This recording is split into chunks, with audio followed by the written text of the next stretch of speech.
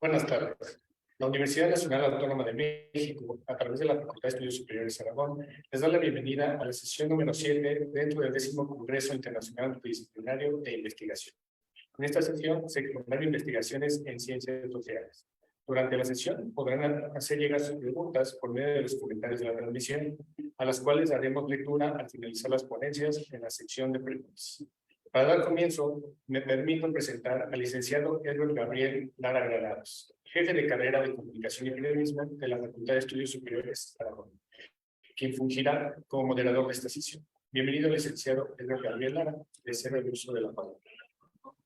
Muchas gracias. Buenas tardes a todas y a todos, a las personas que asisten a este 15º Congreso Internacional Multidisciplinario de Investigación de la Facultad de Estudios Superiores de Aragón. Y en este caso, pues me toca honrar esta sesión con la presentación de las personas que nos acompañan en el área de las ciencias sociales y que tienen investigaciones importantísimas, para lo cual me permito hacer la presentación de nuestro primer invitado, nuestro primer participante, y es el doctor Hugo Luis Sánchez Gudiño, que nos brindará la conferencia, la ponencia Comunicación Política en la primera mitad del sexenio, AMLO contra los medios y periodistas críticos de la 4T. Me permito leer rápidamente una breve, muy breve síntesis curricular de del vasto desarrollo del doctor Hugo Sánchez. Y bueno, pues el doctor Hugo Sánchez es licenciado en periodismo por la otrora ENEP Aragón de la Universidad Nacional Autónoma de México, maestro en Ciencias de la Información por la Facultad de Ciencias Políticas y Sociales, y también es doctor en Ciencia Política por la Facultad de Ciencias Políticas y Sociales de la UNAM.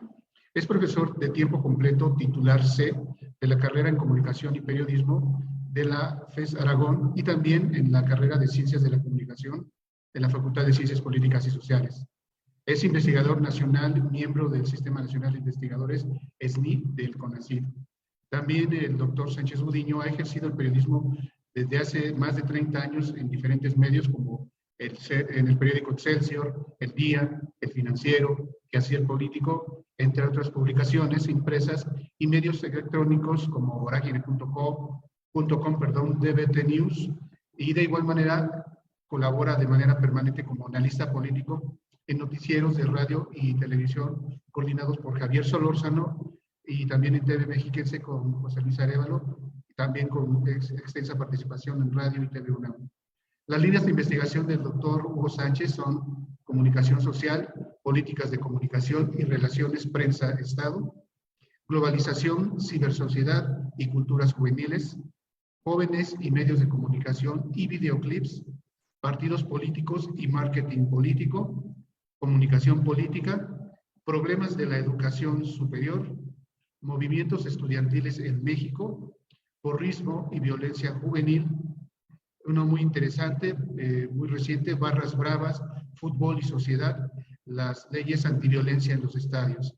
El doctor Hugo Sánchez Gudiño ha participado de manera permanente en diferentes publicaciones y es autor de varios libros, como los que destacan últimamente: Elección 2018, Insurrección, Comunicación y Comportamiento Político Electoral en 2019, Prensa y Poder en el Sexenio de Carlos Salinas de Gortari del año 2018, y Medios de Lucha, Comunicación de Gobierno en América Latina, publicación del 2017, y también Comunicación Política y Pensamiento Crítico de América Latina en los tiempos globales. Agradecemos mucho la participación del doctor Hugo Sánchez y sin más preámbulo le cedo el uso del micrófono y de la pantalla. Bienvenido, doctor Hugo Sánchez. Muchas gracias.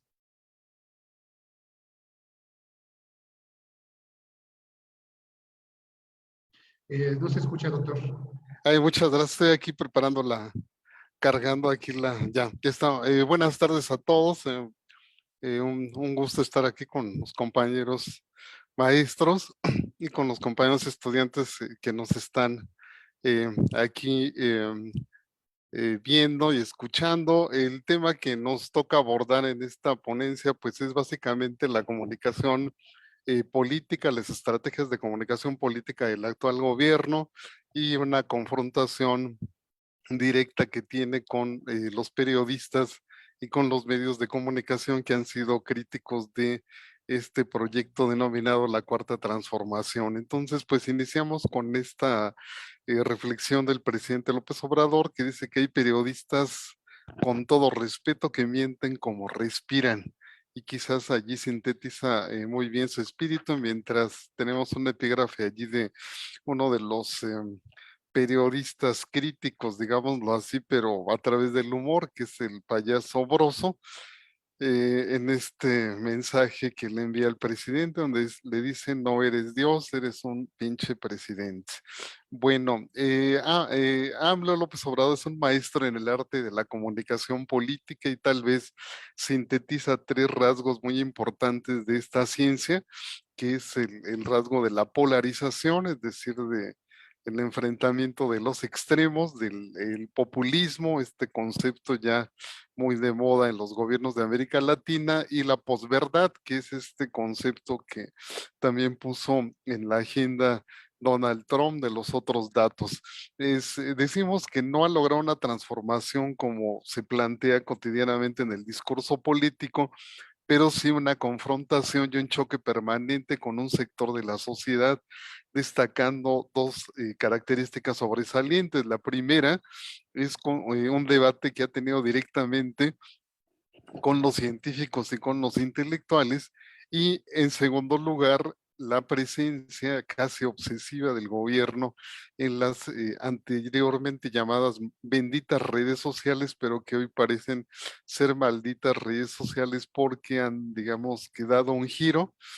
Anteriormente simpatizaban con el presidente y hoy pues mayoritariamente cuestionan todas las acciones de gobierno. Y aquí, bueno, entre paréntesis, señalábamos la última campaña en redes, que fue bastante dura contra su esposa. Esta campaña tuvo como nombre La Sopilota y consistió en una gran cantidad de insultos, memes y demás en contra de la primera dama. Y esto reflejaba de alguna manera esa pérdida de este espacio que pues el propio presidente llamó como benditas redes, y que hoy este espacio digital pues se encuentra, digamos, dominado por sus críticos. El presidente ha dicho que casi todos los medios de comunicación en México están comprados por los conservadores, y él dice que él tiene derecho a ejercer su derecho de réplica, y que si no lo hiciera, estos medios lo aplastarían. En ese sentido vemos a un presidente gobernar cargado él mismo de claroscuros, enganchado en una tarea que parece pues muy complicada, como es desmontar los privilegios y excesos de una élite rapaz y generar políticas sociales de apoyo a los sectores marginados. Aquí su lema de campaña: primero los pobres. Eh, Tenemos tres rutas de la narrativa en términos de comunicación de su gobierno, que son tres rasgos muy importantes para estudiar justamente su modelo de comunicación política. El primer rasgo que observamos es que hay un acuerdo de él como presidente de su gobierno con algunos de los poderes fácticos de la comunicación, por ejemplo, con el señor Azcárraga de Televisa, con el señor Salinas de TV Azteca y bueno, con el dueño de Telmex, Carlos Slim. Un segundo rasgo, pues es que la comunicación política de este gobierno casi depende en un 99.9% de la figura del presidente y de su propio liderazgo. Hay una especie de hiperpresidencialismo que, si se debilitara su figura y su imagen, pues se debilitaría todo su gobierno. Es decir, no existe un equipo de gentes que compartan, digamos, ese espacio, sino todo se concentra en una figura. Y el tercer elemento, la tercera característica, pues es que casi desde que inició su gobierno, inició una polémica y conflictiva relación con los periodistas y con la prensa. Él lo ha dicho de distintas maneras, quizás una de las frases más críticas que él ha dicho es que los periodistas le muerden la mano a quien les quitó el bozal. ¿Cuáles son algunos de los puntos de quiebre de esta comunicación política del gobierno de AMLO? El primero es este que llamamos el camarada a la torre.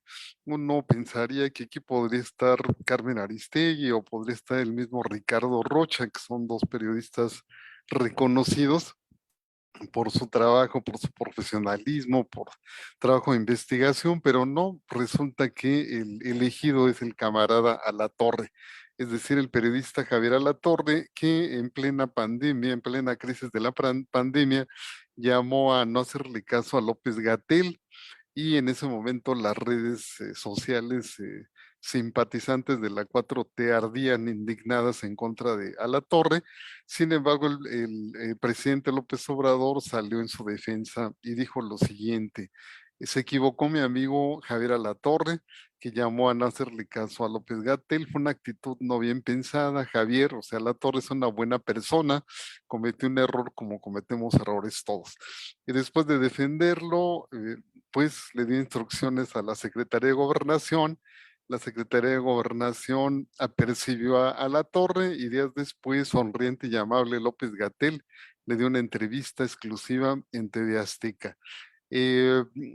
Probablemente, ¿cómo surge esta amistad entre el presidente y Javier Alatorre? Bueno, Javier Alatorre pues, es un periodista empleado, digamos, de Ricardo Salinas Pliego, el dueño de estas empresas, que es amigo del presidente, y quizás un hecho previo reflejaba ese vínculo amistoso entre ellos, ¿no? Unos días antes de tomar posesión, AMLO le concedió una insólita entrevista a Javier Alatorre, acompañado de su esposa Beatriz Gutiérrez Müller, recibió entre abrazos y apapachos a Alatorre en su casa, y le dijeron AMLO y su esposa: aquí se te quiere mucho, mucho.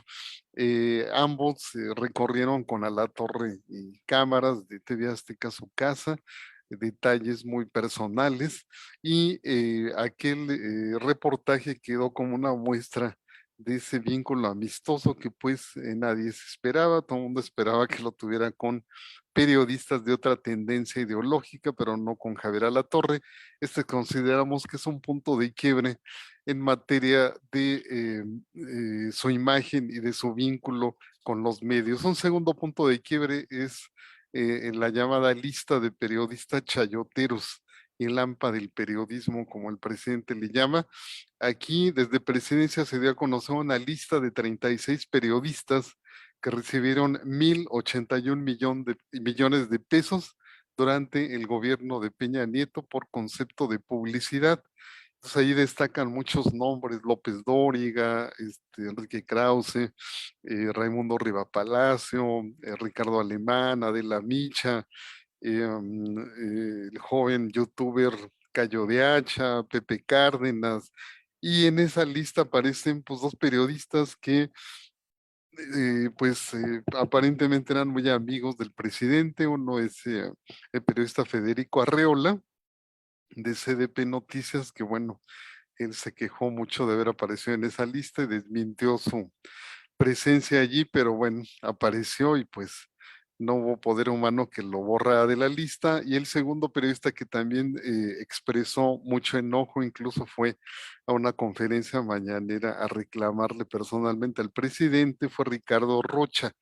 Y finalmente pues solamente recibió una mera disculpa del presidente, y el resto de los periodistas pues tuvieron que aceptar que recibieron una gran cantidad de dinero por concepto de publicidad en ese periodo. Esta información pues fue una bomba política porque generó una confrontación directa de todos los periodistas citados, más los que los acompañan, contra el presidente. El tercer elemento, a raíz de esta lista, pues el gobierno de López Obrador dijo que pretendía acabar con este modelo del periodismo chayotero, del periodismo corrupto. Desafortunadamente, pues los datos duros ofrecen otra realidad. Este organismo no gubernamental llamado Artículo 19 es un organismo que defiende los derechos de los periodistas, de a conocer una lista de los medios que más recursos públicos reciben hoy en día, y allí aparecen 10 empresas que son las que más publicidad del gobierno reciben en la actualidad y curiosamente son las que más defienden al gobierno hoy. Entonces aparece en primer lugar La Jornada, el periódico La Jornada. En segundo lugar aparece Televisa. En tercer lugar aparece TV Azteca. Aparece después Telefórmula y Radio Fórmula. Aparece Milenio Diario y Grupo Radio Centro. Es decir, se podría decir que son los nuevos chayoteros. El periodismo chayotero nunca se acabó, solo cambió, digamos, de destinatario. Antes eran un grupo de periodistas los que recibían el recurso, ahora son otros. Y bueno, hoy en día los medios que mejor tratan al presidente son los que mejor recursos reciben de este lado. Aquí en esta lista de los nuevos chayoteros aparece un periodista que todas las mañanas está en las conferencias mañaneras y que curiosamente es egresado de aquí de Aragón y que aquí aparece en esta foto que es de nuestra generación, de los años 80. Estoy aquí periodismo, periodista, bueno, pues sí, periodista de redes sociales, es apodado Lord Molécula y bueno, lo consideran como uno de los voceros oficiales de AMLO. Es muy, pues lo cuestionan por ser adulador y por hacer preguntas a modo al presidente y por encabezar a un grupo de periodistas que se colocan en las primeras filas de la conferencia mañanera y que bueno, son como una especie de escudo protector del presidente en contra de sus críticos. Después tenemos un cuarto punto de quiebre que son los ataques a Carmen Aristegui y a Artículo 19. En las redes sociales se agudizó una serie de campañas en contra de la periodista Carmen Aristegui sobre su vida personal, su hijo, y esta guerra sucia inició el 12 de mayo cuando Aristegui dio a conocer una investigación de Artículo 19 y de Signalab donde se indica que la periodista San Juana Martínez, directora de Notimex, agencia del Estado, había dado la orden de atacar virtualmente a periodistas de la talla de Lidia Cacho, Anabel Hernández, Blan Petrich, Marcela Torati. Igualmente el presidente acusó a Artículo 19 y a la propia Aristegui de formar parte de un movimiento conservador que recibe dinero y que es financiado por gobiernos de Europa y de Norteamérica. Eh, en el quinto punto de quiebre, pues están los intelectuales orgánicos, que son este grupo de académicos y de intelectuales muy importantes que hay en México y con los cuales el presidente, pues, ha tenido ríspidas discusiones, señalamientos. En particular, el presidente ha señalado a dos de ellos, a Héctor Aguilar Camín y a Enrique Krause, y pues eso ha desatado que haya un reagrupamiento de todo el mundo intelectual alrededor de estos personajes y pues algunos muy críticos del presidente. Podemos decir que el sexto punto de quiebre sería el periodista Carlos Loret, el payaso Broso, pero más Loret hay una especie de obsesión del presidente contra este periodista y de este periodista contra el presidente, al que en las redes sociales se llaman Lord Montajes y que trabaja para la empresa Latinus. Eh, este periodista se ha convertido en una obsesión presidencial, casi diario es citado en las conferencias mañaneras y a veces todo el aparato de Estado se ha lanzado en contra de lo que él publica de manera cotidiana.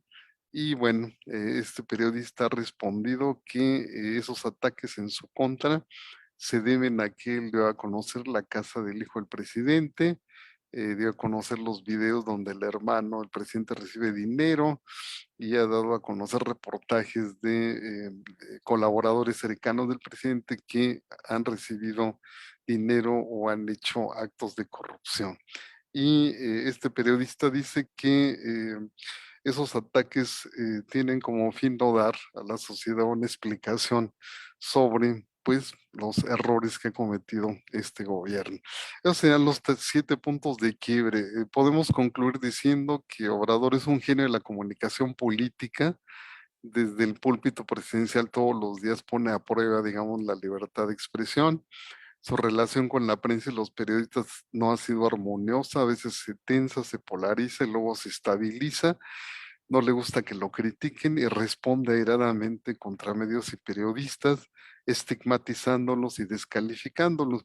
Este círculo se repite de manera interminable y en un momento el presidente ha actuado de manera acertada, pero por momentos parecería que pierde la batalla en contra de los medios y de los periodistas. Ante la rudeza de sus opositores, por momentos el presidente pierde la lucidez que la caracteriza y sus confrontaciones han debilitado a veces su imagen y en las coyunturas actuales ha abierto muchos frentes de batalla que impactan y debilitan su química con un sector de la ciudadanía. Las conferencias mañaneras se han desgastado y su debate y diálogo permanente con la prensa y los periodistas lo colocan casi todos los días en el ojo del huracán y por momentos amenaza desbordarse, por lo que es necesario hacer un balance crítico de su estrategia y también es necesario un cambio en esa estrategia de comunicación política. De lo contrario, puede representar y tener un alto costo político para él, para su proyecto de nación y obviamente para la imagen que quiere proyectar ante la opinión pública nacional e internacional. Bueno, sería todo. Muchas gracias. Gracias, doctor Hugo Sánchez. Sin duda, un tema muy vigente, muy duro, muy presente. Bueno, creo que todavía falta algunos meses para verificar de qué manera esto seguirá viendo y seguramente con su investigación podrá darnos posteriormente, pues ahora sí que mayor interpretación de acuerdo a todo lo que ha tenido a bien investigar. Agradecemos su presencia, Muchas doctor Hugo. gracias. A continuación, vamos con la siguiente participación. En este caso, nos acompaña la maestra Maricris Parra Gorriz, con una ponencia titulada Socialización Política y Formación de la Opinión Pública. Y me permito leer una síntesis curricular de la maestra Maricris Parra. Ella es licenciada en Ciencias Políticas por la Benemérita Universidad Autónoma de Puebla. Es maestra en Ciencias Políticas también por la UAP y en este momento es doctoranda en Ciencias de Gobierno y Desarrollo Estratégico en Políticas, también de la Benemérita Universidad Autónoma de Puebla. Ella se ha desarrollado también como conductora y reportera en medios locales con 5 años de experiencia. Y en cuanto a las líneas de investigación que trabaja la maestra Maricris, es socialización política, cultura política, opinión pública. Tiene algunas publicaciones como Opinión Pública y Socialización Política, que es su trabajo de grado del año 2019 en cuanto a su maestría. También publica en el 2019 Ladrillos de Opinión en la construcción de lo público a debate, en coordinación, una publicación de la Universidad Benemérita Universidad Autónoma de Puebla.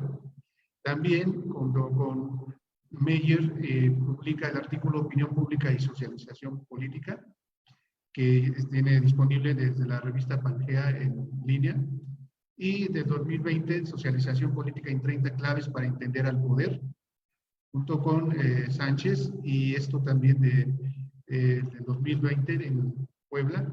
Y finalmente también el artículo Entre átomos y moléculas, el estudio de la opinión pública a través de la socialización política, en Comunicación Política, Discurso y Opinión Pública.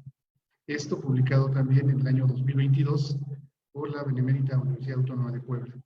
Y pues agradecemos mucho la participación de la maestra Maricris, para lo cual me permito cederle el uso de la palabra y de la pantalla. Por favor, maestra, bienvenida.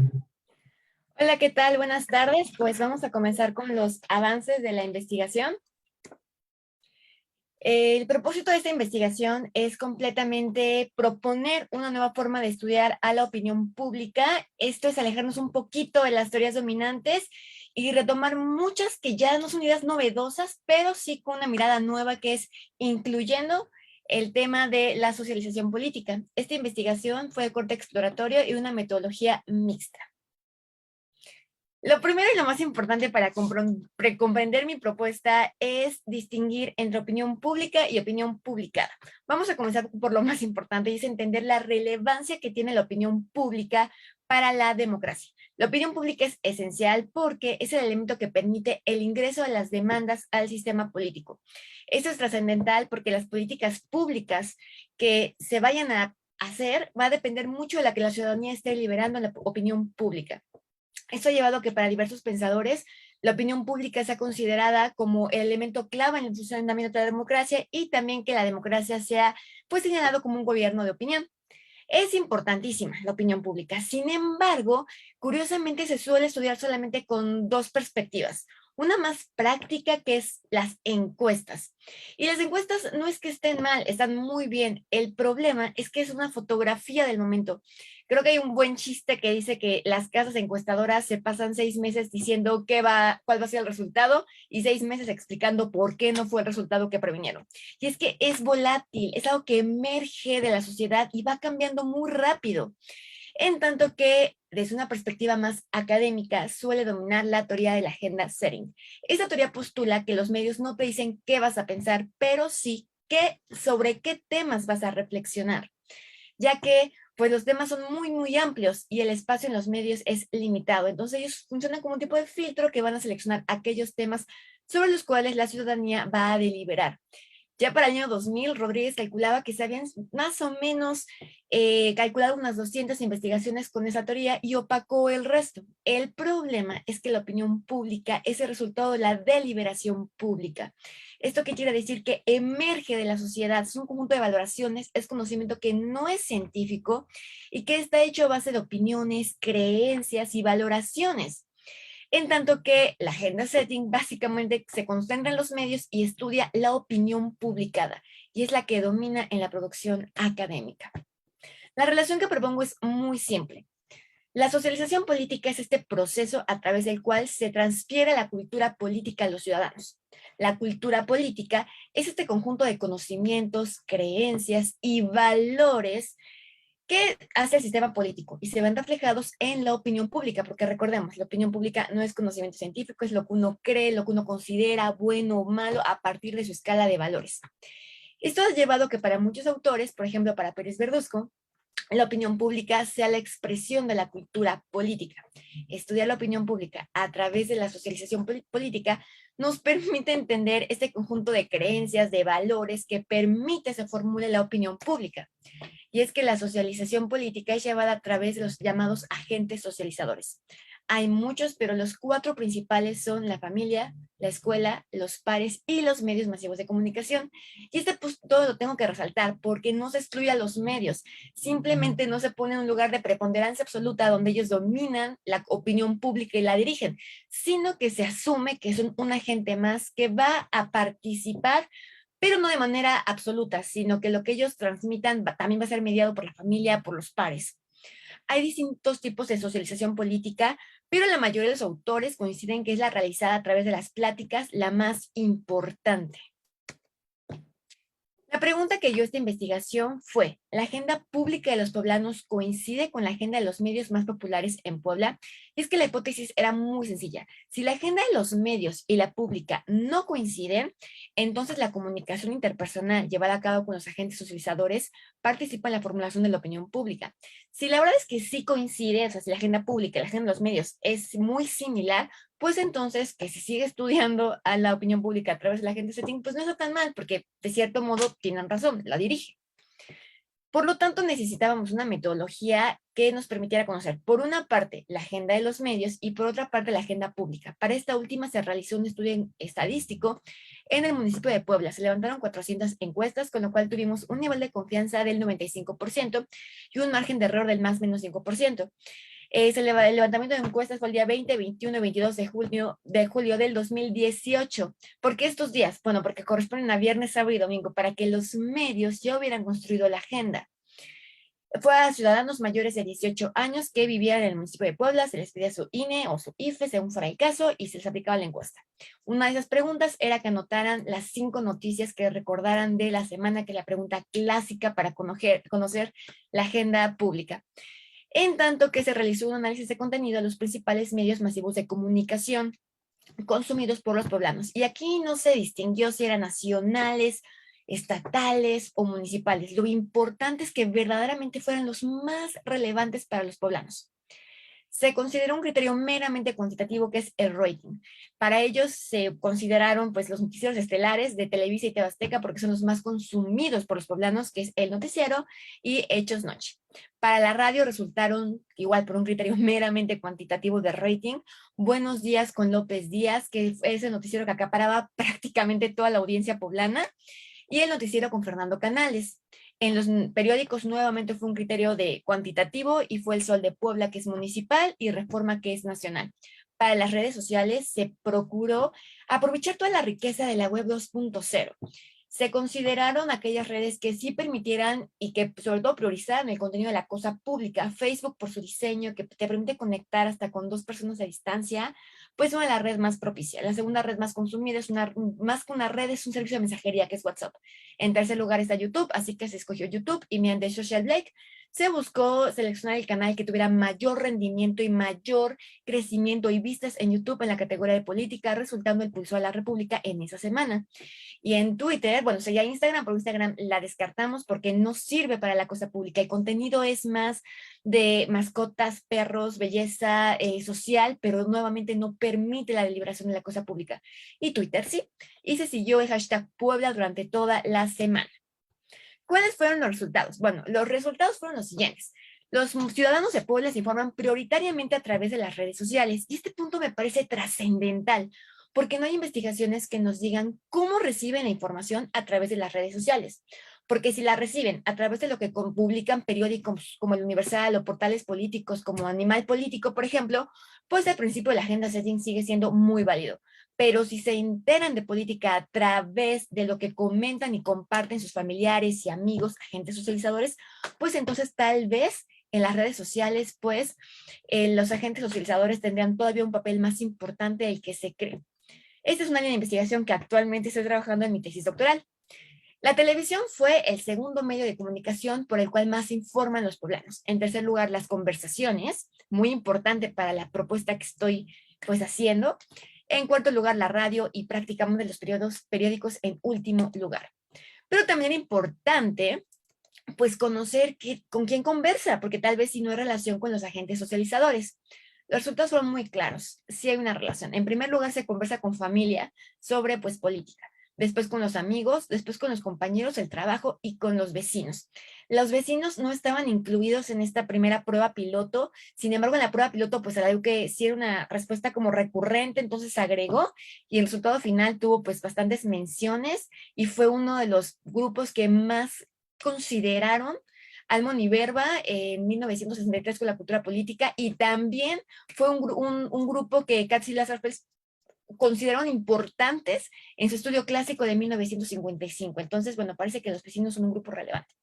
Pero bueno, tal vez la conversación política es frecuente, si se informan, pero tal vez no es relevante para la cosa pública, tal vez no es relevante para su opinión pública. Así que se les cuestionó qué tan importantes son estas conversaciones, porque también existe la posibilidad de que sean simplemente esas pláticas que se hacen para romper el silencio incómodo. Entonces se les cuestionó. Y el 44.75 mencionó que eran importantes. El 13.25 indicó que eran muy importantes. Si se unen estos dos porcentajes, son el 68%. Así que podemos aseverar que las conversaciones políticas son por lo menos importantes para la mayoría de los poblanos. En tanto que el 28% informó que eran poco importantes y solamente el 12.25% aseguró que no eran nada importantes. Se indagó con quienes, nuevamente, qué tan importante es a nivel líder de opinión, ¿no? Porque sabemos lo mucho que pueden llegar a influenciar. Para ello, la pregunta previa era que anotaran la persona con la que más hablan de política, que fue la presentación que les acabo de dar, la lámina anterior. Y también cuál era el líder de opinión de cualquier medio masivo de comunicación con el que más se sintieran identificados o que más consumieran. De esta manera podrían tener muy claro a quién más le creen en los medios tradicionales, por así decirlo, y con quién más platican de política.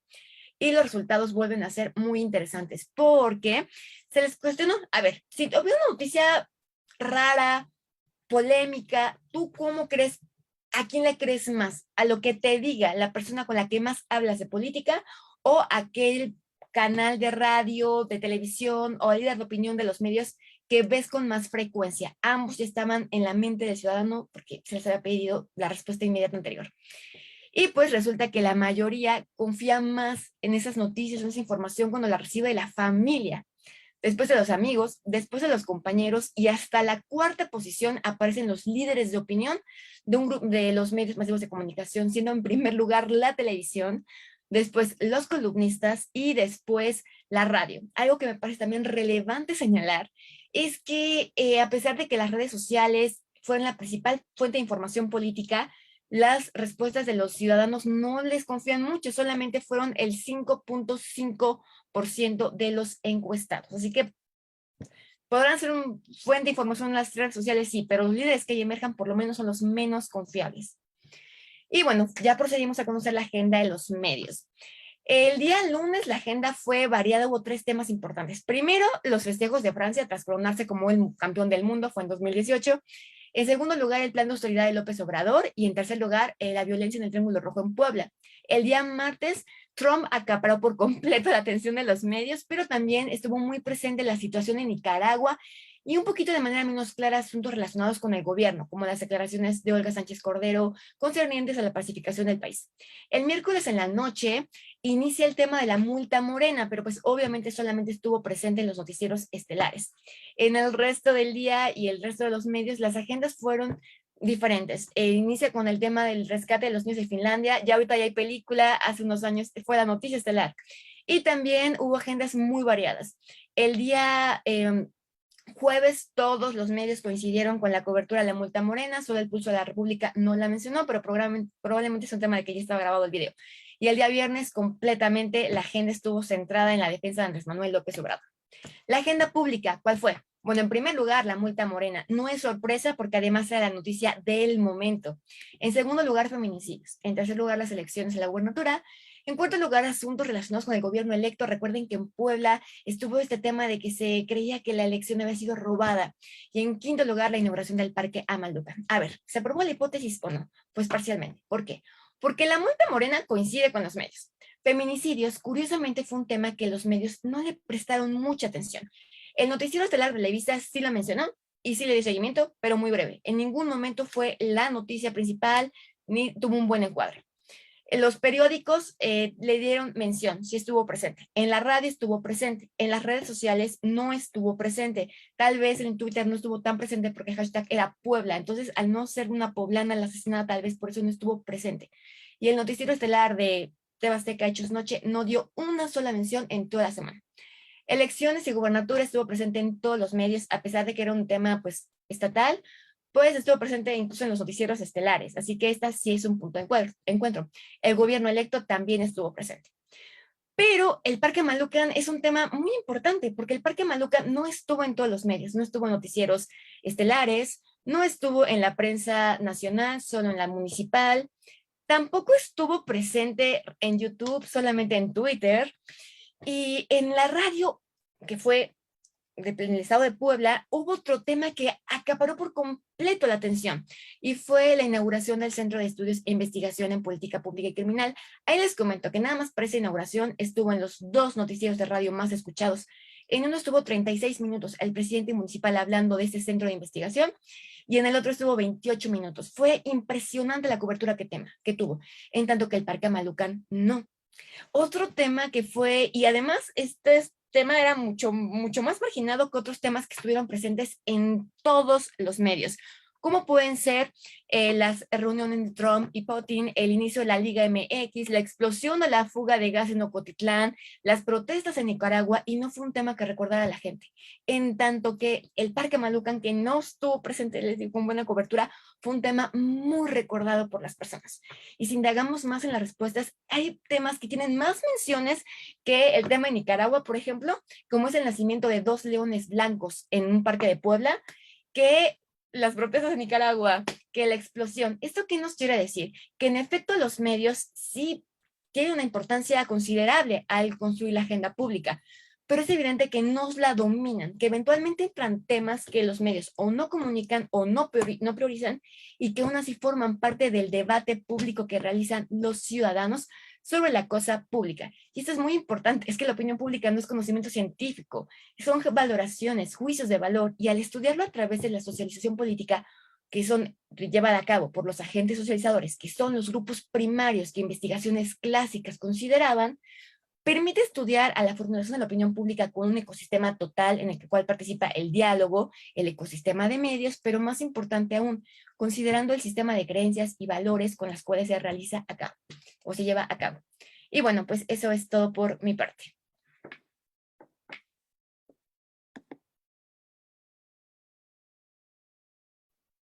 Excelente. Muchísimas gracias, maestra Maricris. Sin duda alguna, creo que refresca mucho el estudio de esta importante temática de la vertiente de la opinión pública y más que nada también entender pues toda esta parte de la presencia, sí, de los medios, también de las redes, pero direccionarlo también a las categorías de consumo y de lo que recuerdan las personas. Sin duda alguna, creo que los frutos de su investigación serán muy interesantes para poder dimensionar, pues en el ámbito comunicativo, todo lo que corresponde a la socialización política, que me parece fundamental para entender mucho del proceder de la ciudadanía. Y pues agradecemos también la presencia de la maestra Maricris. A continuación vamos a dar la palabra a la siguiente ponencia en esta séptima mesa del 15º Congreso Internacional Multidisciplinario de Investigación de la Facultad de Estudios Superiores Aragón. Y la ponencia se titula Estudios críticos sobre la política económica en México en el siglo XXI, la cual la impartirán un par de connotados expertos, el doctor Yamil Omar Díaz Bustos y también el doctor Helios Padilla Zazueta, para lo cual me permito leer la síntesis curricular de cada uno de ellos. El doctor Yamil Omar Díaz Bustos es doctor en estudios organizacionales en la UAM, es maestro en administración en el área de finanzas por la Universidad Veracruzana y licenciado en economía también por la Universidad Veracruzana. Se desempeña como profesor titular A definitivo en el campo de conocimientos de economía política en el posgrado de economía de la Facultad de Estudios Superiores Aragón. Él también tiene como líneas de investigación hegemonía, poder, dominio y crisis en el capitalismo contemporáneo. Y entre las investigaciones que ha realizado en los últimos 3 años destaca la de ciclos económicos y política económica en México.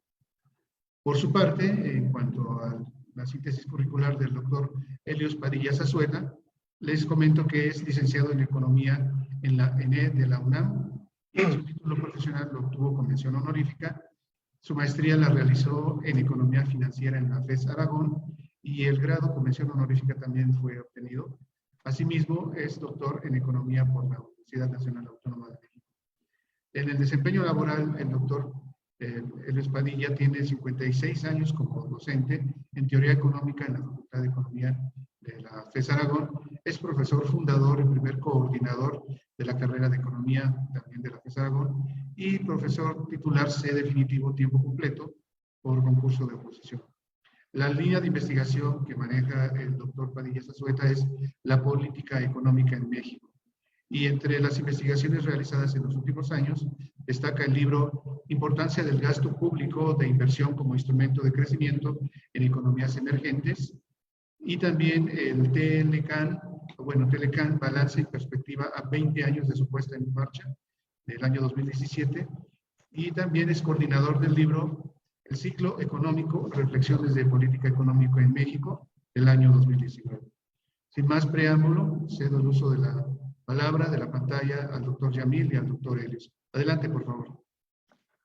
Muchísimas gracias por la presentación que se ha hecho de nuestras personas y saludamos con mucho gusto tanto al público que está escuchando estas ponencias como a nuestros compañeros que se están sirviendo darlas.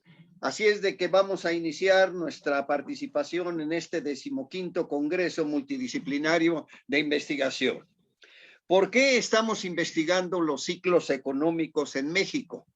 Estamos investigando los ciclos económicos en México porque es una oportunidad de anticipar las políticas económicas que se tienen que efectuar. El ciclo económico es el registro del cambio que efectúa la actividad económica total de los países que tienen organizada su producción en forma de propiedad privada, es decir, de los países capitalistas. Los países capitalistas no tienen un desempeño de una tendencia que pudiéramos nosotros decir lineal, sino que tienen una tendencia en su actividad económica cíclica.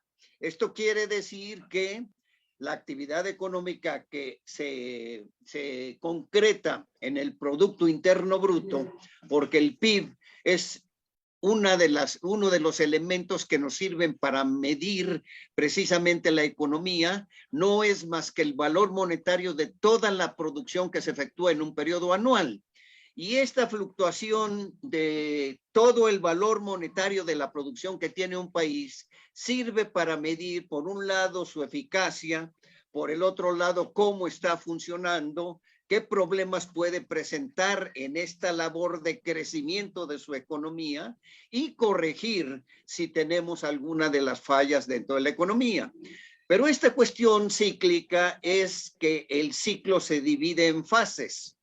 Todos los países capitalistas en su actividad económica tienen fluctuaciones. Primero una expansión que llega a lo que se denomina la fase culminante del ciclo, que es el auge.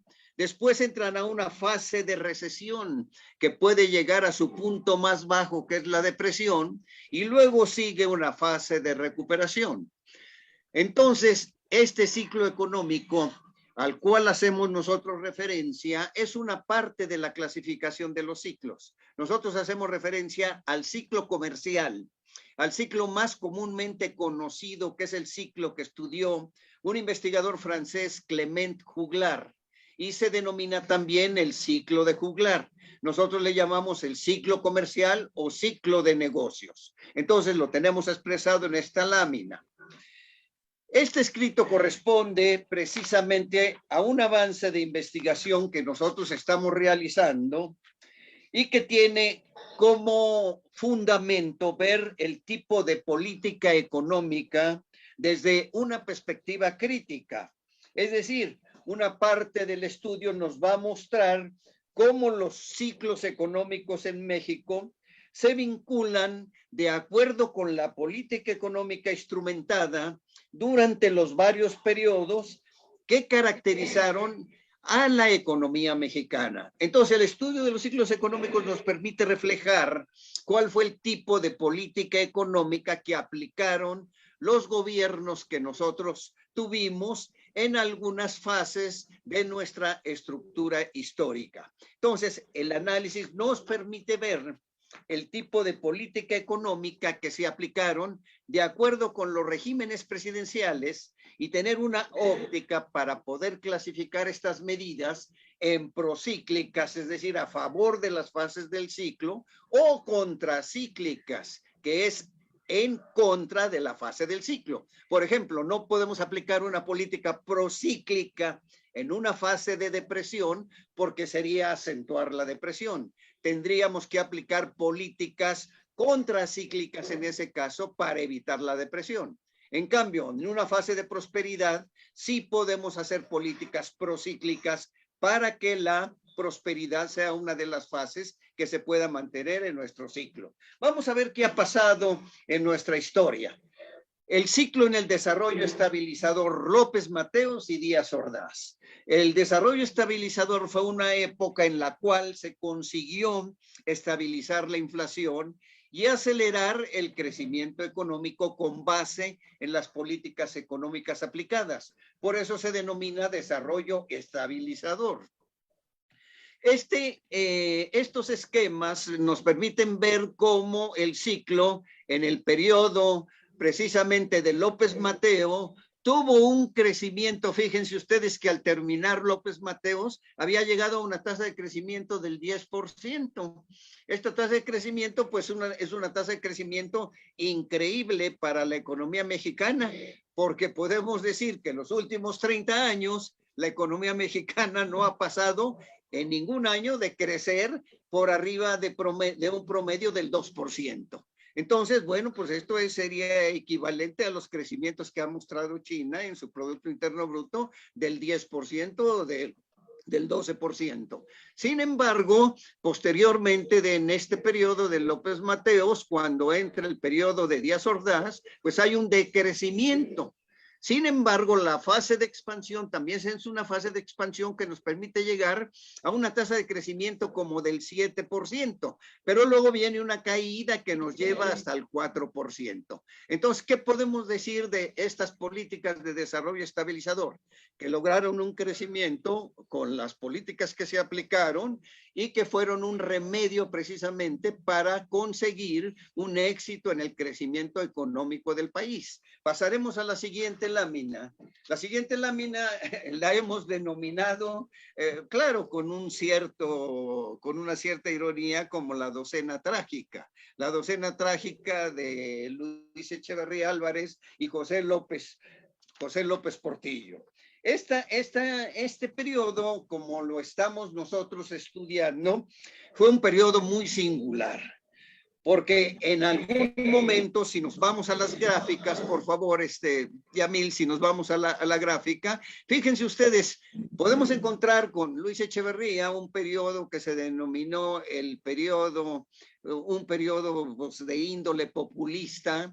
Este periodo de arriba y adelante con Luis Echeverría se caracterizó por tener algunas tasas altas de crecimiento. Vean ustedes que tuvimos del 6, 7 hasta llegar al 8%, pero después tuvimos una baja antes de ceder la palestra a López Portillo, con una fase de depresión muy continua, aquí con un ligero crecimiento de la economía, lo cual comprobó que, bueno, llevábamos una inercia del desarrollo estabilizador. Sin embargo, las políticas económicas aplicadas por el presidente Echeverría no dieron los resultados que él esperaba, y menos los resultados que la población estábamos esperando, sino que tuvimos un decrecimiento. Y un decrecimiento que lo recibe López Portillo. Recordemos cómo López Portillo recibe, y hasta en su toma de posesión, el presidente López Portillo llora porque no había logrado hacer que los pobres fueran menos pobres y no había evitado que los ricos se hicieran más ricos. Es decir, no había completado uno de los factores del desarrollo económico, que es la equidad en la distribución del ingreso. Entonces, con López Portillo, vean ustedes que tenemos al principio, recordemos que hay un auge petrolero en nuestra economía, tasas expansivas de crecimiento, también un crecimiento que casi llega al 10%, y la fase de expansión es una fase que nos permite considerar por qué al final del sexenio se desploma. Pues es muy importante estudiar los factores de este desplome, de esta crisis. ¿Qué sucedió? Bueno, pues sucedió que hubo los famosos sacadólares, que entramos en un periodo en el cual no se renovaba la inversión con los fondos que se estaban teniendo, y es más, esos fondos estaban provocando un sistema inflacionario en la economía porque no se dedicaban a actividades productivas. Entonces, el estudio de los ciclos económicos, vean ustedes, todo lo que nos permite sacar de conclusiones en el estado de nuestra economía. Seguimos este recorrido histórico, si es posible, y no entramos al Miguel de la Madrid y a Carlos Salinas de Gortari. ¿Qué tienen de característicos estos sexenios? Que son el inicio del neoliberalismo. Es decir, termina el modelo del desarrollo estabilizador e inicia un cambio y una transformación fuerte en la economía. Aquí ponemos, fíjense en el texto, cómo se inician con Miguel de la Madrid los denominados cambios estructurales. Fuertes procesos de privatización, de regularización. Recordemos que Carlos Salinas de Gortari era un elemento vital en el gabinete de Miguel de la Madrid, y es uno de los impulsores precisamente del modelo neoliberal, el modelo neoliberal que en estas fechas es tan criticado por la Presidencia de la República y por otros críticos que se tienen de las medidas de política económica. Entonces, este sistema recomendado por los organismos internacionales, tales como el Fondo Monetario Internacional y el Consenso de Washington, nos llevan precisamente al resultado gráfico siguiente. Si vemos las gráficas, van ustedes a encontrar las fluctuaciones del ciclo económico como son tremendas, ¿no?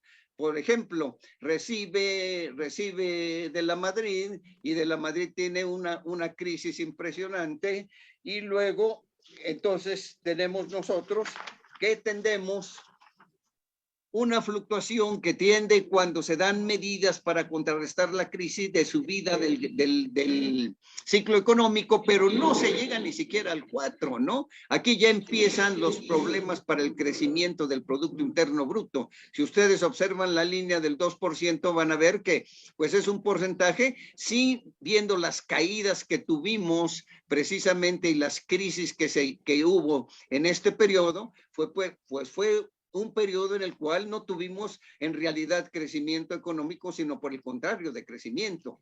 Por eso viene el modelo del presidente Salinas, un modelo que pretende ser innovador, que abre la economía, que procede a darle prioridad a la economía de mercado, que sustituye el modelo tradicionalista que se había tenido en la economía mexicana del desarrollo estabilizador, y se sustituye por un nuevo modelo que se llama el modelo neoliberal.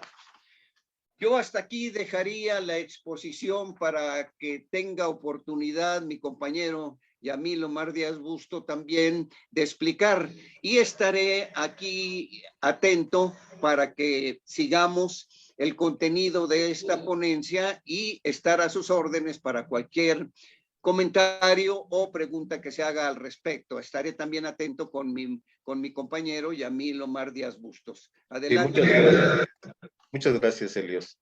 Bueno, pues continuamos con esto, el análisis de los ciclos económicos de manera sexenal. Y vemos, por ejemplo, cómo en el periodo anterior a Zedillo hubo, digamos, algunas tasas de crecimiento positivos, y que no fueron otra cosa debido al aumento del gasto público, porque financiado principalmente por la venta de las empresas públicas al sector privado. Entonces, eso fue un éxito relativo del gobierno de Carlos Salinas de Gortari.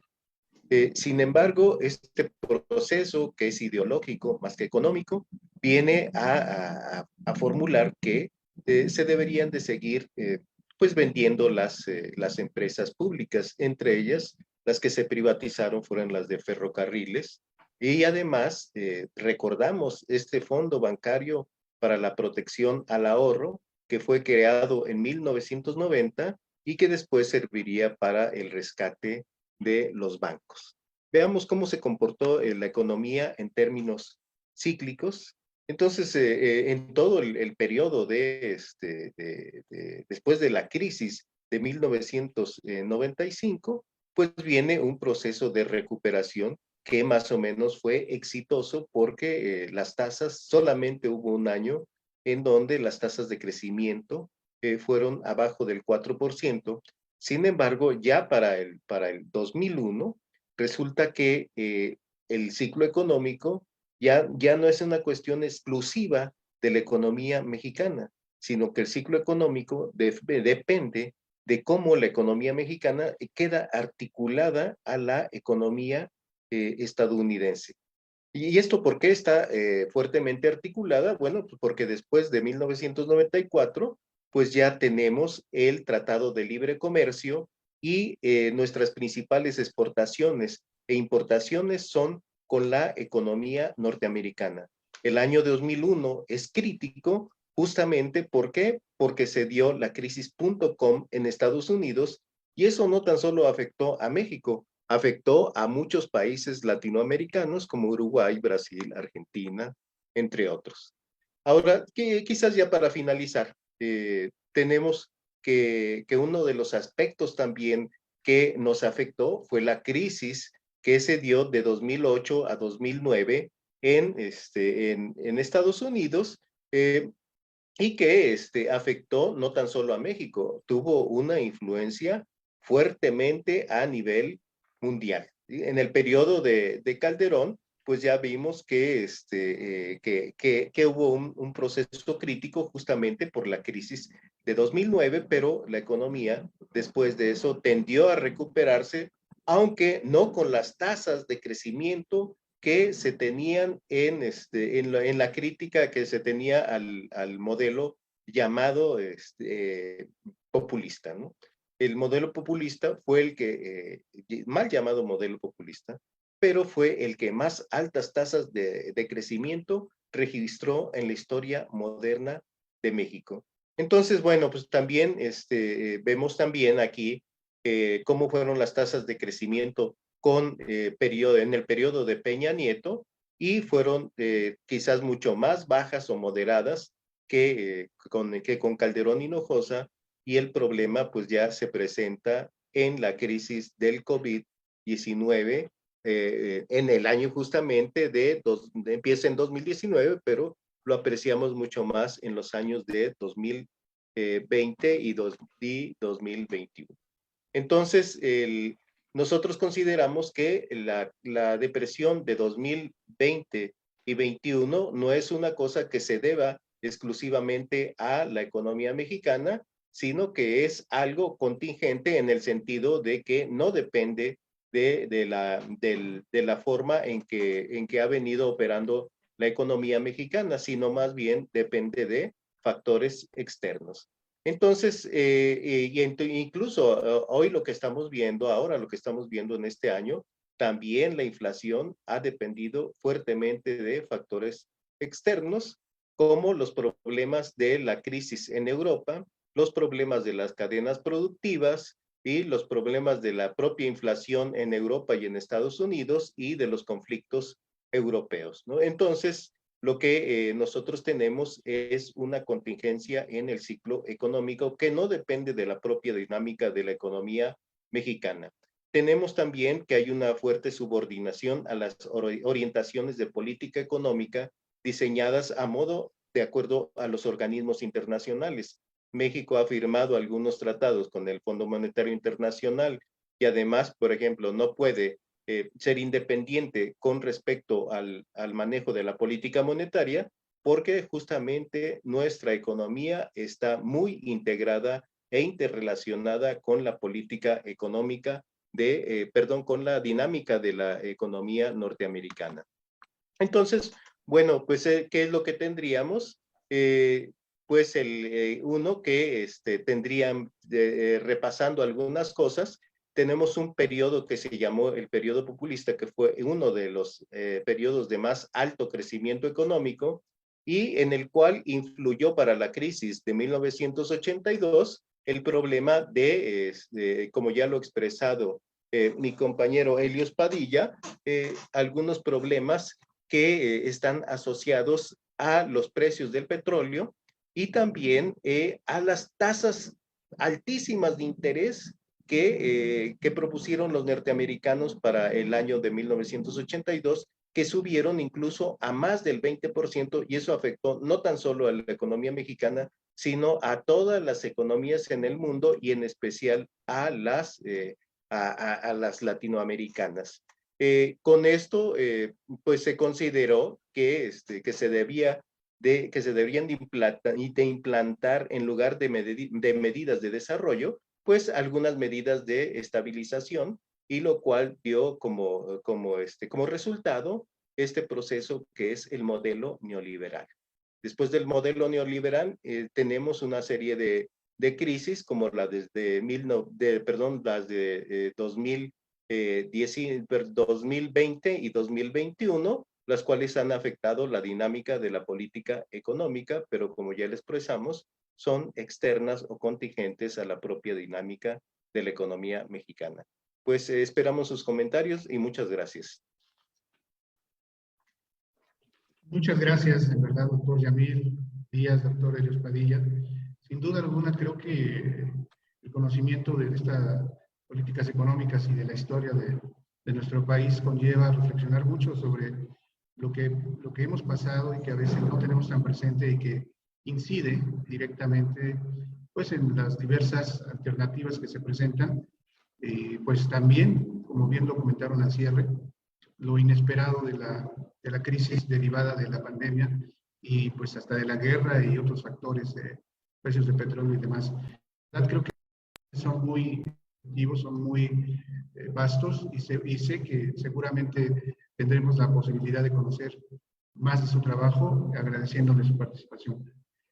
A continuación vamos con la siguiente ponencia. Vamos a hacer un orden en la presentación de los ponentes.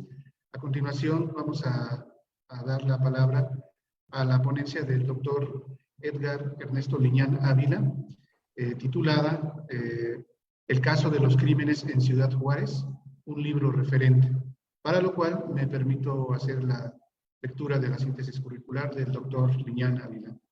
El doctor Edgar Liñán es licenciado en Lengua y Literaturas Hispánicas por la Facultad de Filosofía y Letras de la UNAM.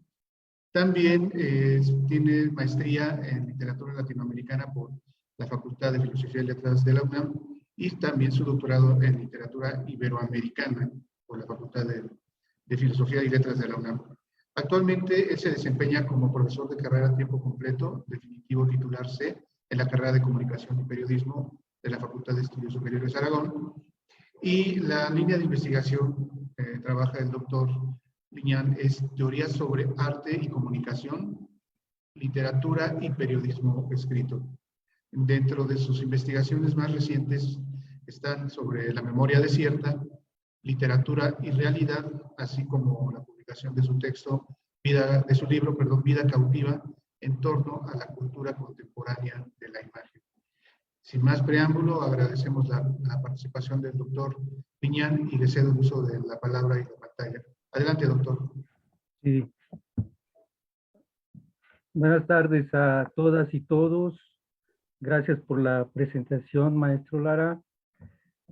Y en primer lugar, también quisiera agradecer al auditorio, a quienes ven esta mesa, estudiantes, por supuesto, maestras, maestros, compañeros, amigos. También quisiera felicitar a los compañeros maestros, a la maestra, por supuesto, por las exposiciones que me antecedieron.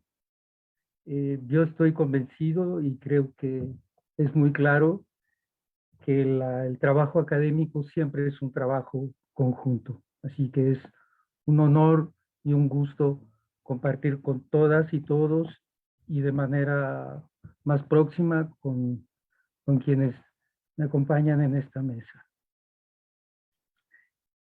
Antes de abordar el tema de esta conversación, que es el libro Huesos en el Desierto de Sergio González Rodríguez, quisiera decir que el tema, conocido como Las Muertas de Juárez, tiene un doloroso contexto actual.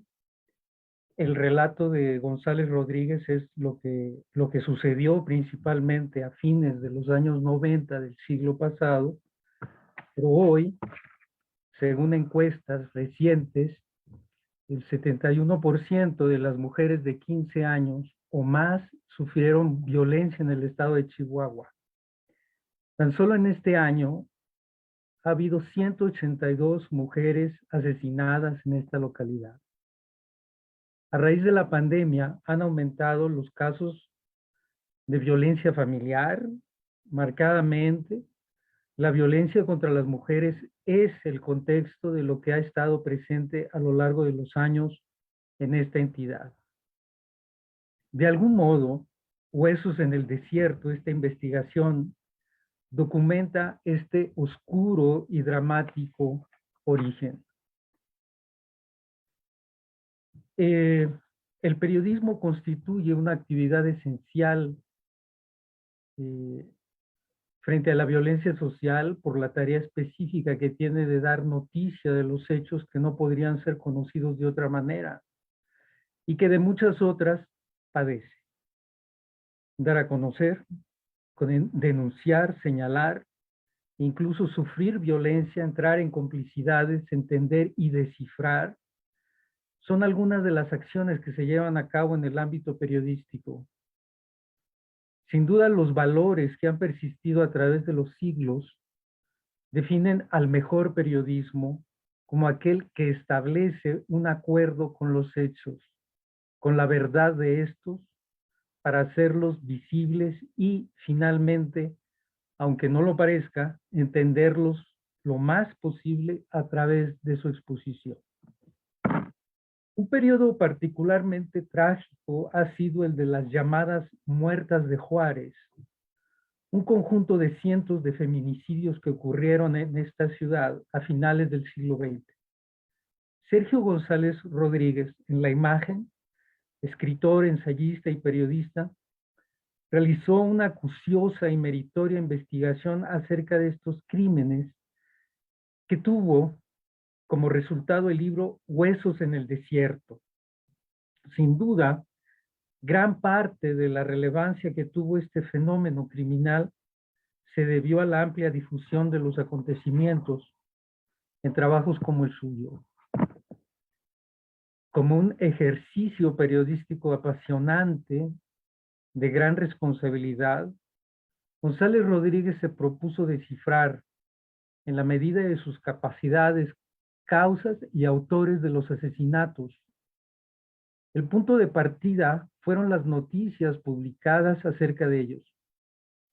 Así vislumbraba este autor el periodismo que lo motivó. La lectura de los periódicos me inspira pensamientos negros. Una de las intuiciones más certeras e inquietantes de Leonardo Sciascia, este novelista italiano siciliano, fue cuando afirmó que en los periódicos se encuentra toda la realidad, aunque ésta aparezca tras un velo que siempre deja entrever lo que sucede. Por lo tanto, se debe leer entre líneas y tener memoria. Quienes tienen el poder quieren poseer también el monopolio de la verdad. Una de las fases particulares del poder es su ejercicio del secreto. El poder es poder en la medida en que posee información que los demás ignoramos. Gran parte del sometimiento social que ejerce la autoridad se debe a que nuestras acciones no son certeras por falta de información. Un crimen se vuelve más atroz en la medida en que ignoramos sus circunstancias y a los culpables.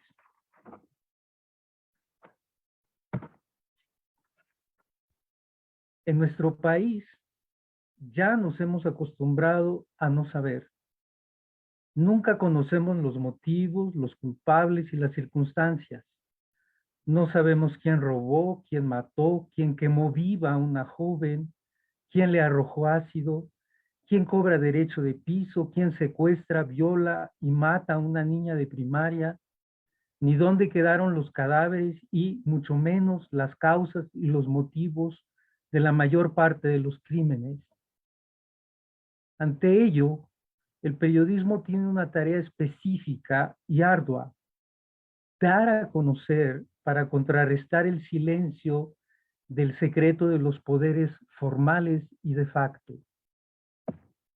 Sergio González Rodríguez, al investigar, lo cual implicó numerosas y esforzadas acciones, los crímenes en Ciudad Juárez, buscó no solo cumplir la tarea básica del periodismo, también allegarse a las nuevas formas de expresión del conocimiento. Ensayo, reportaje, crónica, se mezclan en el empleo de los recursos de escritura necesarios para una investigación original y posible, que, además, fue una construcción minuciosa bajo un verdadero interés en el conjunto de hechos atroces, cuyo verdadero sentido no ha sido indescifrable, aunque su complejidad fue y será vastísima. Ciudad Juárez es frontera, y en lo fronterizo es donde están los contrastes sociales en su desnudez. La metáfora es pertinente. Cada rasgo social expuesto a sus propias fuerzas y en contraste con otras, se manifiesta con abierta intensidad, como si en el proceso de cruzar la frontera, de vivir para ello, estuviera implícita la exigencia del abandono, del despojamiento de las formas tradicionales, de convivencia y sobrevivencia. Ya, sin reglamentos y normas fuertes, lo que domina es el abuso y el aprovechamiento de la impunidad. La particularidad de lo que sucede a una joven puede generalizar el fenómeno. Escribe González Rodríguez. La muchacha salió de su casa a las 5. Era el 14 de agosto de 1995. Y como todas las madrugadas se dirigía a su trabajo en la maquiladora Procon, de nombre Elizabeth Castro García y 17 años de edad. La joven dejaba el domicilio familiar de la calle de Bronce número 1819. Al terminar su turno laboral a las 3:30 de la tarde, se dirigía a la escuela ITEC de Lerdo, esquina con Mejía, a la que entraba a las 5. Estudiaba computación. A las 7 de la noche de aquel lunes 14 salió del plantel con una amiga, María Angélica Contreras, que la acompañó a algunas calles. En un crucero céntrico se perdió su rastro. Un libro como Huesos en el desierto buscó encontrar coherencia en acontecimientos cuya naturaleza de crueldad los hace incomprensibles. La memoria en estos casos no solo sirve para estudiar el hecho, también para recordar que somos seres amenazados y que hay quienes nacieron bajo la suerte oscura de pertenecer a una clase social y condición de género vulnerables.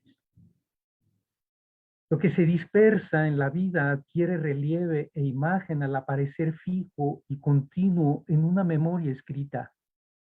La jovencita de 17 años que documenta el escritor y que fue encontrada muerta después, repite los movimientos de millones de muchachas pobres que trabajan, estudian y se esfuerzan por corresponder a lo que sus deseos y proyectos las impulsan. Elizabeth, en el escrito de González Rodríguez, vuelve a hacer sus labores y a desaparecer en una calle. El lector o la lectora complementan con su imaginación el sufrimiento, la agonía, la oscura suerte de haber sido tomada por verdugos cuya única justificación fue la de ser más violentos, numerosos, armados y solapados que la gente común. Escritura repite la imagen vulnerable de la joven, pero también la naturaleza atroz de sus asesinos, seres oscuros, desconocidos, malignos y anónimos en sus ejecuciones. La escritura no salva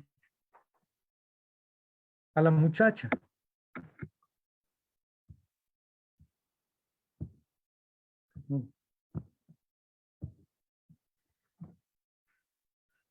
No la salva, ni siquiera hace justicia directa. Mantiene el acto y sostiene la amenaza, obliga a que la compartamos todos, porque en el fondo esto es cierto e inevitable. No somos ajenos a los crímenes. Son un estado de la sociedad, del grupo humano e incluso del estado de una cultura también invadida por la acción de lo violento. A diferencia de la historia con mayúsculas, el periodismo se aboca no a un pasado reciente, sino al presente de la escritura. En el momento en que leemos, en el momento en que es escrito, lo que se convertirá en hecho periodístico, mañana o más tarde sucede. Ese tiempo es un pasado, pero no el de los acontecimientos dispersos en la memoria, sino que se convierte sin perder su atrocidad en algo significativo, finalmente trascendente, por la permanencia indudable de todo texto. En realidad, no hacemos sino leer un presente que insiste en persistir.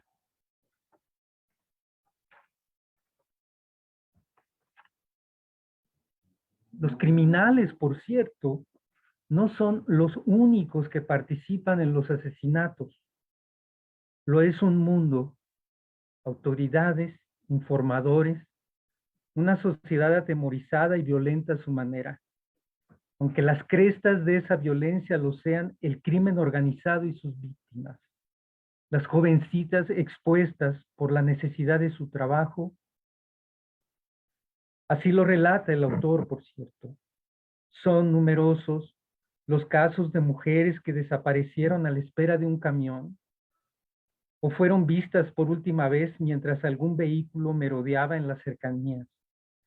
Los zapatos y las ruedas intercambian o fantasmagorizan su valor de uso y su valor de fetiches. La muerte surge como incidencia vehicular, una desgracia veloz y depredadora, la aspereza del desierto que se uniera al salvajismo del asfalto.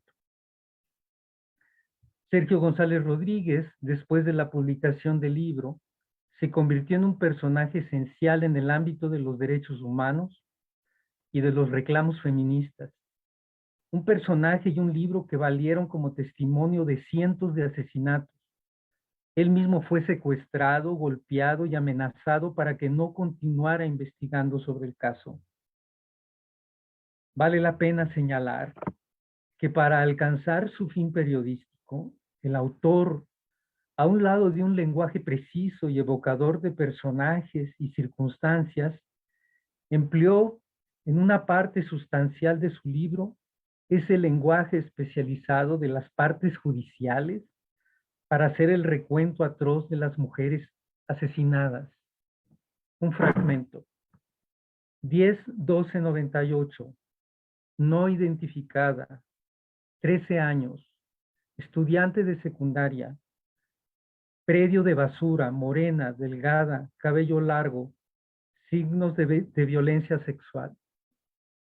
6-10-98, no identificada, cerca de 20 años, delgada, pelo largo, basurero municipal de Santa María, violada, torturada, estrangulada, golpeada con una piedra, le pasaron un vehículo sobre la cabeza, tubo de plástico al lado con el que la golpearon y penetraron. 19-09-98, Esther Van Nierop, estudiante holandesa, 28 años, Hotel Plaza, estrangulada, desnuda bajo una cama. 18-09-98, Rocío Barraza Gallegos, 23 años, dentro de una patrulla de la Policía Judicial del Estado, frente a la Academia Estatal de Policía, balazo en la nuca. El responsable, al parecer, el agente judicial Pedro Alejandro Valles Chaires, de 22 años, asignado a la Fiscalía Especial para la Investigación de Homicidios de Mujeres, prófugo. 31-08-98, Heréndira Ivonne Ponce, cerca de 17 años, morena, cabello negro y largo, kilómetro 29 de la carretera Casas Grandes, atada de manos, semidesnuda, al parecer estrangulada, pantaleta a la altura de los tobillos. 3-08-98, Paulina Lizalde Gómez, 15 años, embarazada de 7 meses, baldío, rociada con gasolina y quemada. 5-08-98, Araceli Lozano Bolaños, Bravo, cerca del Libramiento Aeropuerto, estrangulada, golpeada, violada vía anal y vaginal. 1-06-98, no identificada, 15 años, Faldas del Cerro Bola, estrangulada. 25-05-98, Nora Elizadora en una calle, estrangulada, torturada, golpes. 11-05-98, Gabriela Edith Martínez Calvillo, 15 años, golpes, lesiones con arma blanca, intento de violación. 29-04-98, María Sagrario González Flores, 17 años, ejido Loma Blanca, señales de estrangulamiento, heridas de arma blanca, ataque sexual.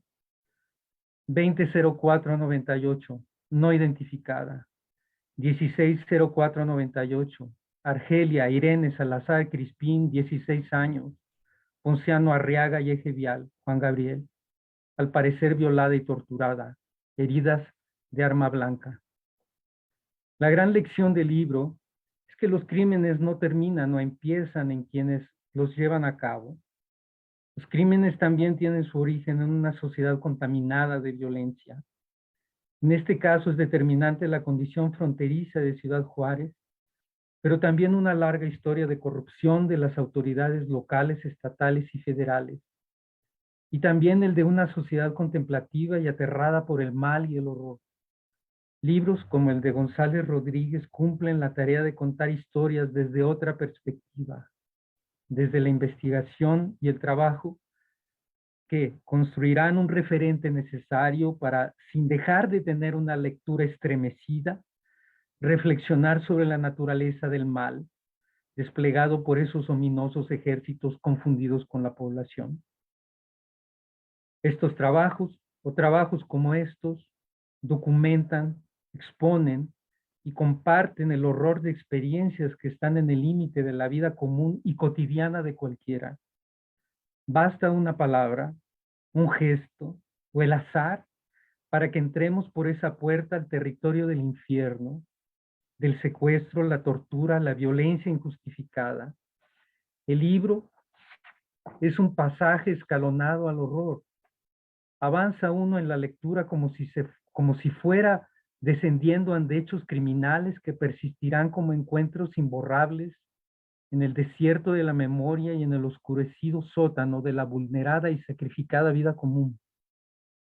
Lo más trágico del caso es que esta violencia sigue, y ahora, al parecer, en el país entero. El caso de las muertas de Juárez es, de algún modo, el inicio del horror generalizado. Ahora sabemos que la violencia no solamente sucede en las calles oscuras, en los baldíos, en el desierto. El horror está en la cercanía y en la cotidianidad, e incluso al interior de la familia. Sin duda somos una sociedad en peligro. Creo que es pensamiento de todos que habría que actuar sobre ello. Gracias.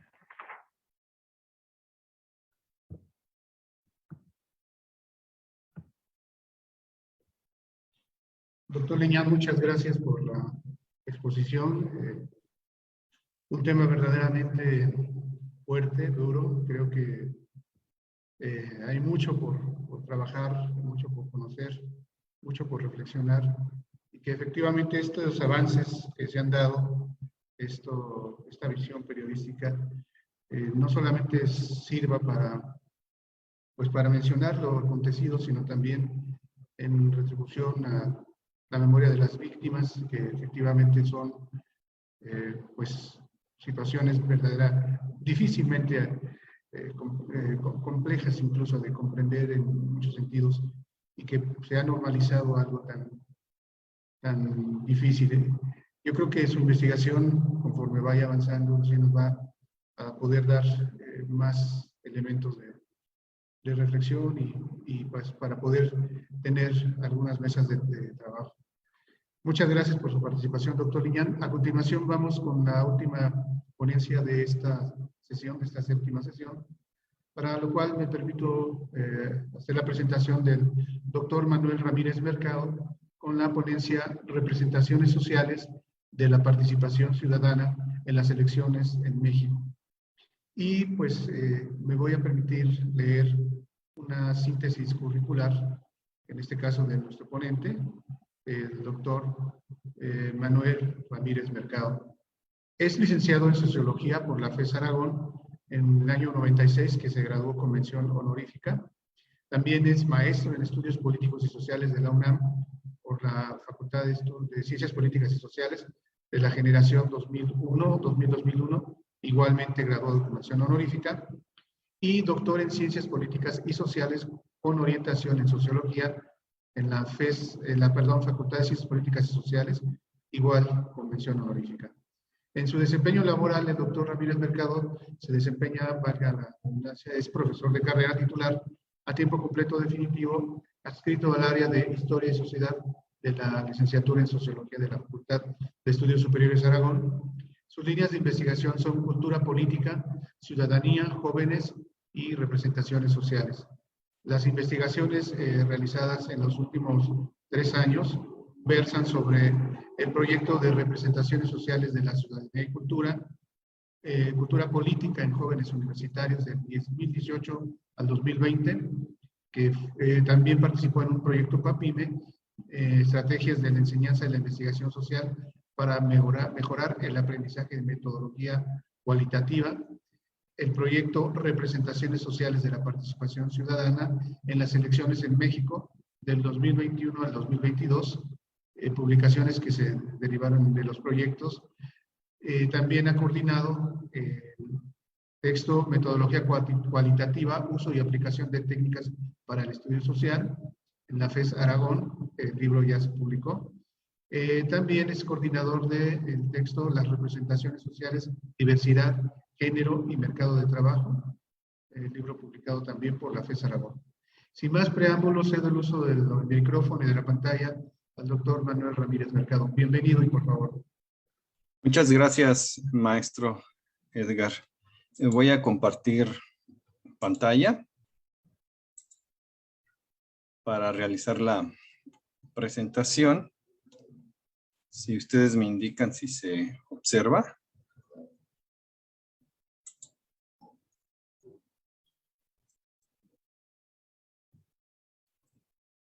Muy bien.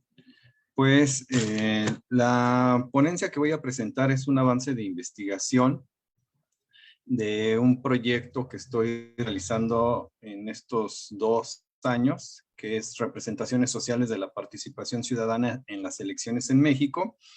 Debido a que he estado realizando una investigación ya de largo tiempo, desde el 2014, de manera ininterrumpida, sobre cultura política y representaciones sociales en estudiantes de la FES Aragón.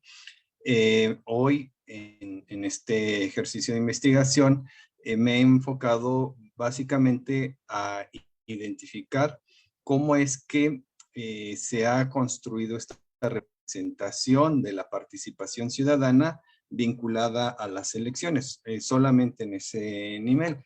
Claro, a partir de eso, pues yo estoy tomando en consideración algunos elementos que son básicos como referentes contextuales, ¿no? En principio, son 2 argumentos. Uno es la participación ciudadana se ha proyectado como parte central del ejercicio del voto, es decir, hay una centralización en la imagen de la participación ciudadana respecto al ejercicio del voto. Y también nos dice el otro elemento contextual, los procesos electorales también se contextualizan a partir de situaciones de violencia, miedo y desmovilización ciudadana. Esto nos puede llevar, sobre todo con los jóvenes en general y con los universitarios en particular, a niveles de abstencionismo en la participación ciudadana en los procesos electorales. Lo que estoy trabajando junto con otra profesora de aquí de la carrera de Sociología es que vayamos observando estos elementos más de tipo social para vincularlos a la interpretación política. Y aquí está marcada como la propuesta. Esta investigación analiza la relación entre la imagen y la predisposición a la acción y participación en la narrativa de experiencias propias o ajenas de las y los estudiantes de la FES Aragón.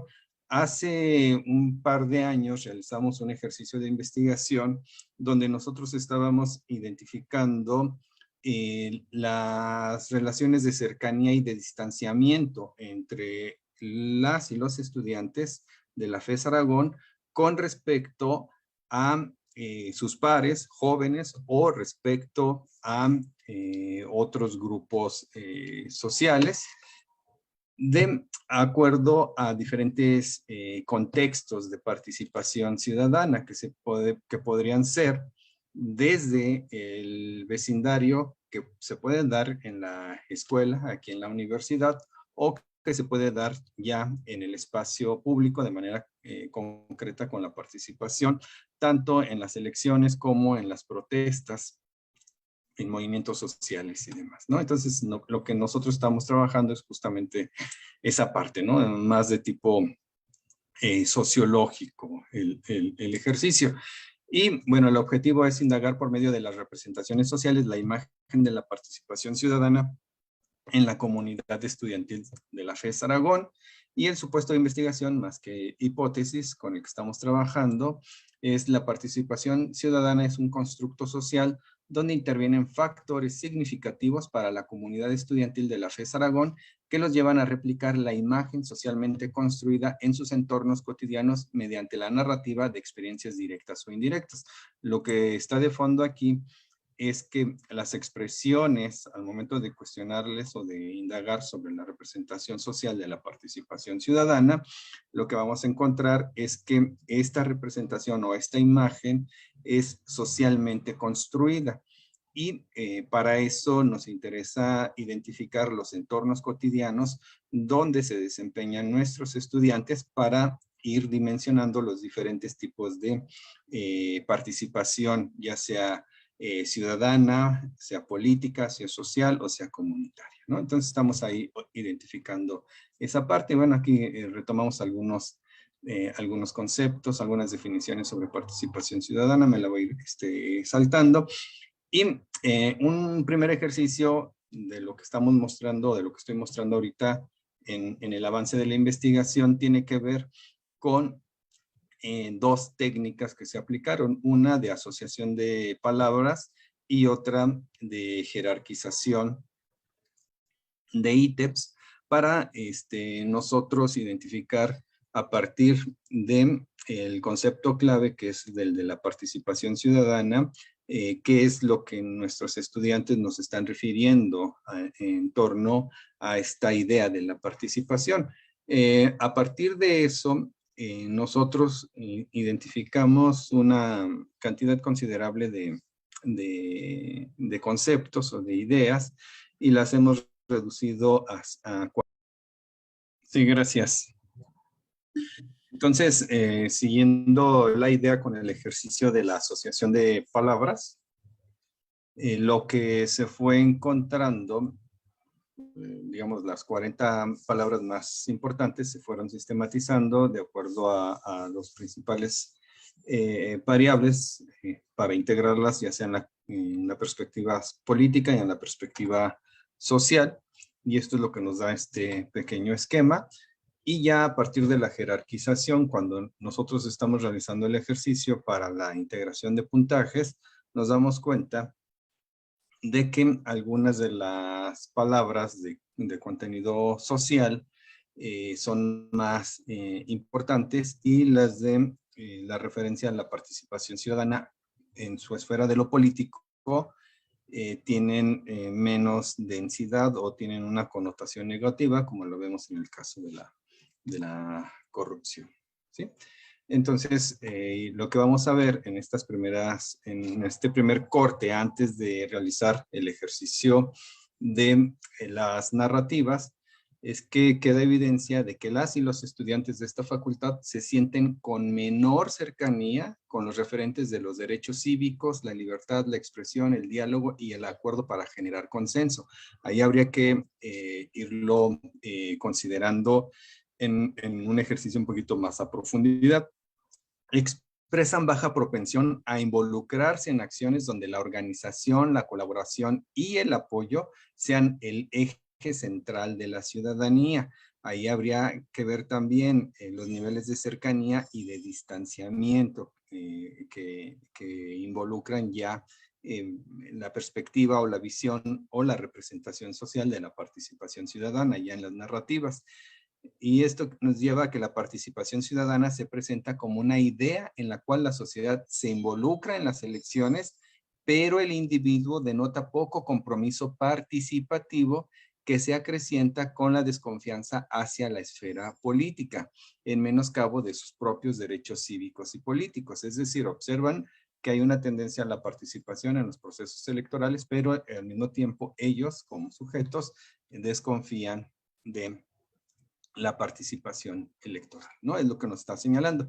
Y luego ya realizamos un ejercicio con un instrumento de cuestionario abierto, aplicado en 3 momentos distintos: en mayo del 2021, antes de las elecciones federales de ese año; en septiembre del 21, después de las elecciones federales de ese año; y en junio-julio 2022, posterior a la experiencia de la consulta de revocación de mandato. Y ya, aquí no estoy presentando todo el ejercicio de las narrativas, solamente estamos tratando de sistematizar en 2 grandes vertientes, cuando se observa el colectivo como un tanto distante, ¿no? Es decir, como aquellos, y no tanto como el sujeto mismo, como ellos como estudiantes. Y entonces ahí comienza, en las narrativas comienzan a identificar si tienen claridad en la identificación de los problemas que conllevan a la participación ciudadana, observan los procesos organizativos de los diferentes grupos, ya sea en el vecindario, en el ámbito comunitario, en el ámbito social o en el ámbito de lo político, si lo tienen presente, y sobre todo hay una cierta desconfianza con respecto a la identificación de liderazgos en estos procesos organizativos, ¿no? Y cuando ellos forman parte del colectivo, es decir, cuando ellos forman parte de aquel tipo de participación en sus diferentes niveles, de inmediato van a priorizar el bien común, hay un compromiso participativo y están dispuestos a la construcción de los acuerdos. Y bueno, a partir ya de la recuperación de las experiencias, nosotros aquí podemos identificar, de acuerdo a estos 10 indicadores que ya previamente se habían integrado con la asociación de las palabras, nosotros estamos identificando los tipos de participación. Recordemos que en muchos de estos casos participan de manera directa, pero en otros lo están observando solamente. Por ejemplo, pueden participar en asambleas estudiantiles, hoy lo vemos, incluso hay un paro estudiantil en la facultad. En relación a la corrupción, sí hay referencias al ejercicio de la compra de votos. En las elecciones hay experiencias diferenciadas, ya sea directamente como funcionarios de casilla. Hay quienes han participado en mítines proselitistas. Hay también quienes tienen presente en las convocatorias a elecciones estudiantiles, y por supuesto hay quienes reconocen que simplemente no les gusta y no están interesados en participar en las elecciones, ¿no? Y luego ya diferentes tipos de movimientos o de acciones colectivas en los cuales han estado participando de acuerdo al nivel de compromiso para respetar los derechos, para el ejercicio del gobierno, por ejemplo, las protestas contra feminicidios en las colonias para solicitar dotación de agua, alumbrado público. También identifican que en la participación hay demasiada apatía, falta de interés por parte de ellos. Hay una referencia muy importante cuando se les pregunta en qué situaciones se pide tu opinión de manera concreta. Ahí ellos van a tener presente de manera muy clara el espacio escolar, muy poco en asuntos familiares, pero también está ahí, pero más allá de eso no tienen mucha participación expresando de manera pública sus opiniones, ¿no? Y luego ya ahí vienen el movimiento estudiantil, es muy importante para ellos, de manera directa o indirecta tienen la experiencia, muchos de ellos participan en las asambleas y participan en el movimiento, y también ya lo que tiene que ver con las actividades dentro de sus colonias, ¿no? Entonces ya de manera preliminar, considerando que estamos presentando solamente un avance, dice: al momento de realizar el corte de los ejercicios de indagación se puede identificar que la participación ciudadana se va comprendiendo como un proceso social más que político. Ahí es importante notarlo, ¿no? Cuando la narrativa social identifica al colectivo como algo distante, empleando conceptos como la gente, las personas, la comunidad o la sociedad, se expresa la apatía y la falta de compromiso en acciones concretas. Y aquí ya tenemos una cantidad importante de narrativas sobre ese tópico, ¿no? Y cuando la narrativa remarca la participación en problemáticas comunes, donde ellas y ellos mismos son parte integrante, entonces las experiencias toman otra dimensión al remarcar que contribuyen en la construcción de acuerdos y a la misma organización de la población. Es decir, hay una cultura cívica ahí más consistente. Pues con eso estaría terminando. Muchas gracias por su atención. Gracias. Doctor Ramírez Mercado, muchas gracias. Sin duda una propuesta muy interesante. Creo que hace falta conocer más acerca de su investigación. A mí me interesa mucho la manera en cómo habla acerca de las narrativas, de la imagen, de acercarse con ciertos términos, con ciertos referentes. Es muy, muy interesante. Y bueno, pues ya cerramos esta séptima sesión, para lo cual me gustaría de los participantes ponentes, si quisieran ofrecernos una conclusión, unas palabras finales. Doctor, y comenzaríamos por el orden que estábamos. También comentar a la transmisión que tuvimos una situación, pues, digamos, inesperada y se perdió la conexión, pero ya están aquí reconectados varios de los participantes. No sé si está disponible, doctor Hugo Sánchez, quisiera aportar una opinión, una reflexión final. Si me escucha.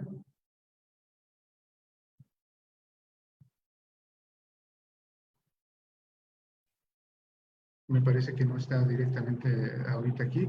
¿Podría ser con la doctora Maricris, por favor?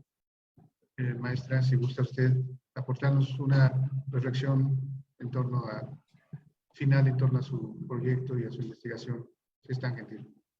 Claro que sí, pues para finalizar y cerrar la idea de que es importante estudiar la opinión pública debido a la relevancia que tiene para la vida democrática, más allá de solo la agenda de los medios y mucho más allá de solo las encuestas. Es necesario saber qué hace la gente, con quién platica, qué valores se le transmite para enjuiciar la información de los medios y generar su opinión pública, y considero que retroceder un poquito más y retomar aquellos modelos teóricos clásicos de los años 50 y 60 que sí consideraban las conversaciones, y mi propuesta a través de los agentes socializadores y sobre todo considerando la socialización política, es una muy buena manera de tener un mejor conocimiento y una mejor comprensión de la formulación de la opinión pública desde sus partes más pequeñas, que es obviamente la socialización política, la cultura política, porque bueno, es trascendental para la vida democrática.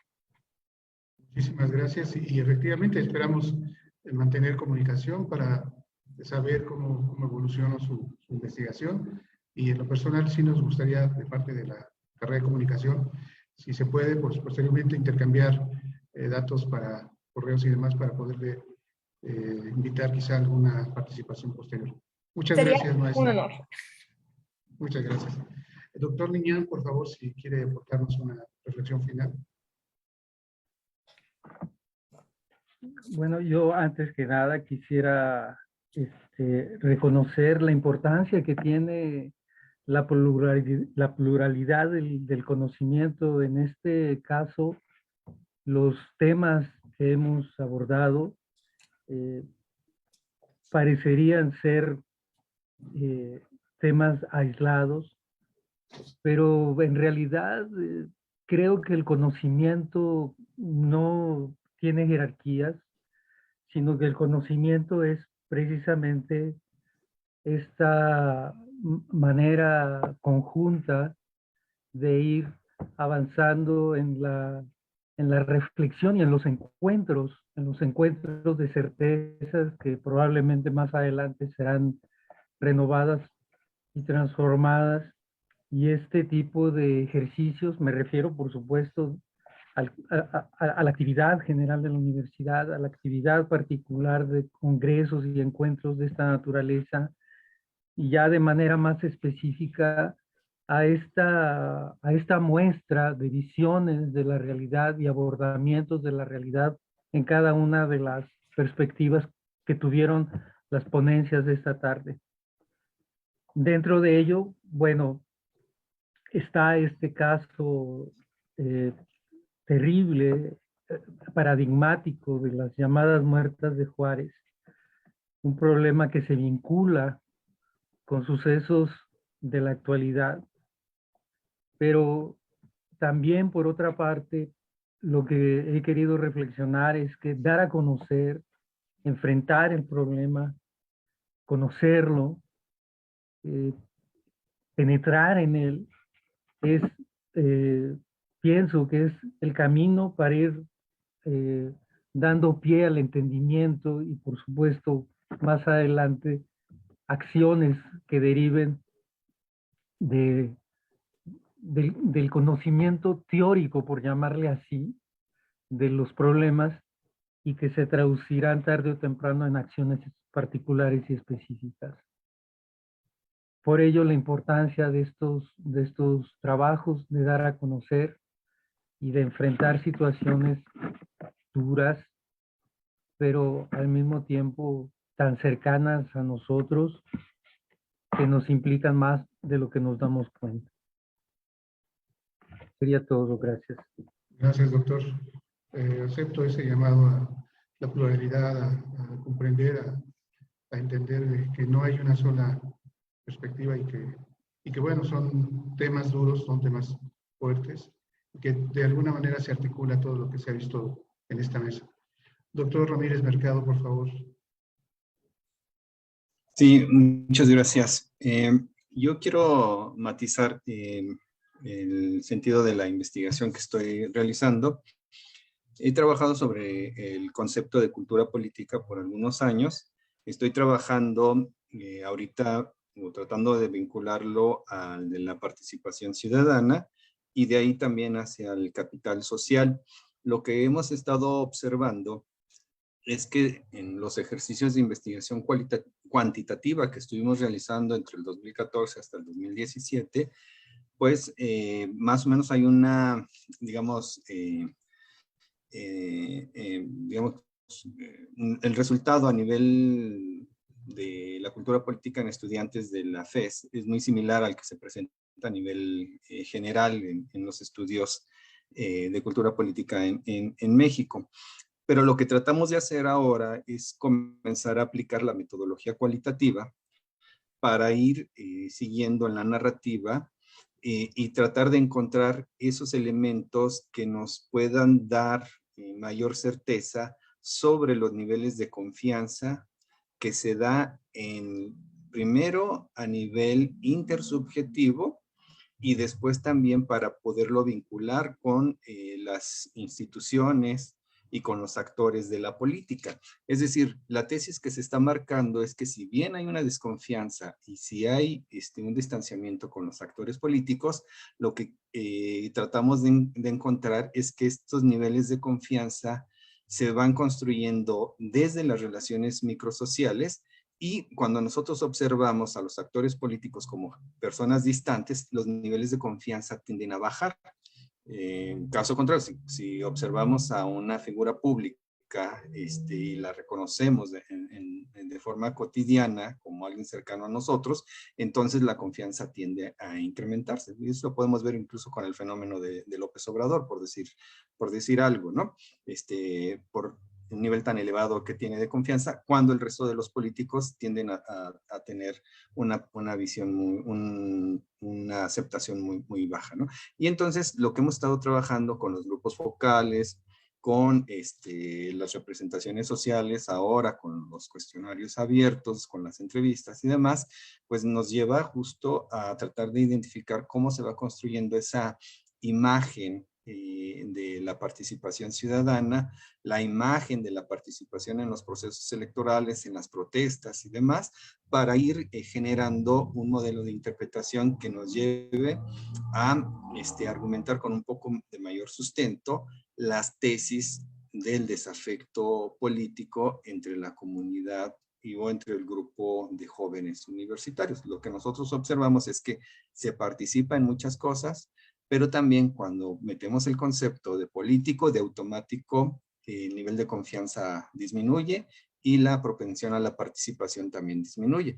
Pero si nosotros observamos ya de manera muy concreta cómo la diversificación de las acciones también los están llevando al espacio público y los están obligando o de alguna manera llevando a realizar actos políticos, aunque no formales, entonces nos damos cuenta que también ahí hay un nivel de participación muy interesante. Entonces es lo que estamos ahorita trabajando, estamos avanzando. Yo espero en el siguiente congreso, si me invitan y si me aceptan el trabajo, poder presentar ya al menos el cierre de este avance de la investigación, con miras obviamente, si se va a continuar, ya plantearlo en otro sentido. Pero sería eso. Muchas gracias. No, de verdad, gracias. Interesantísimo, creo que abarca elementos muy, muy trascendentales, una visión muy pues, holística desde lo interno, la confianza, todos los datos que nos proporciona. Y esta parte de derivarlo en un sufragio, en un ejercicio a través del voto, pero también la percepción de lo político, ¿no? Y la confianza que realmente radica en mucho de lo que se ha comentado aquí, en cuanto a la acción periodística, en cuanto a la relación del presidente en turno con los medios, en cuanto a la opinión pública, e incluso, yo me atrevo a decirlo también, conforme a la perspectiva que nos hace a veces estar un poco lejanos a lo que sabiamente nos dice el doctor Liñán en cuanto a las mujeres muertas en Juárez, que es un tema muy álgido que exige también este involucramiento. Pues agradecerles a todas y a todos su asistencia, su participación, y cedo el uso de la palabra al ingeniero Felipe Vilchis. Adelante, ingeniero. Gracias, licenciado. Bueno, no me queda más que en nombre de la Universidad Nacional Autónoma de México, de la Facultad de Estudios Superiores de Aragón, agradecer a los ponentes por su excelente participación y tienen la invitación para todos los congresos en los que nos quieran deslumbrar con su presencia y con el conocimiento que nos comparten. Igual, bueno, quiero agradecer al licenciado Gabriel Lara por su moderación y a todas las personas que nos acompañan en la transmisión de Facebook, también les agradecemos, y que nos acompañen en las demás transmisiones que tendremos en los 2 días que faltan del Congreso. Muchas gracias y que tengan una buena tarde. Muchas gracias, muy buena tarde.